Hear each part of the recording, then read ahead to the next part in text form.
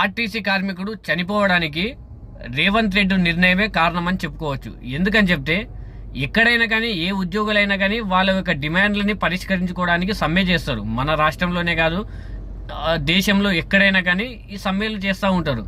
RTC కార్మికులు ఈ మహిళలకు ఫ్రీ బస్ ఇచ్చినప్పటి నుంచి వాళ్లకు ఎక్కడ కూడా జీతాలు పెంచలేదు, కానీ వాళ్ళ బాధ్యత, వాళ్ళ పని భారము ఎక్కువగా పెరిగింది.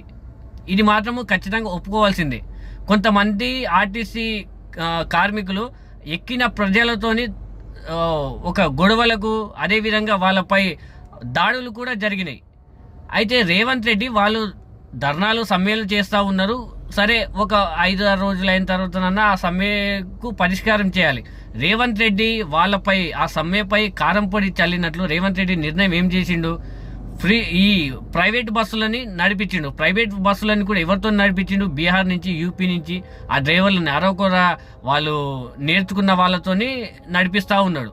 కొన్ని రోజులు కాలము వెలువలని ఒక 4-5 రోజులు బస్సులు నడవకుంటే ఎవరికి అంత ఇబ్బంది కాదు, ఎందుకంటే వాళ్ళ డిమాండ్లు పరిష్కరించారు కాబట్టి.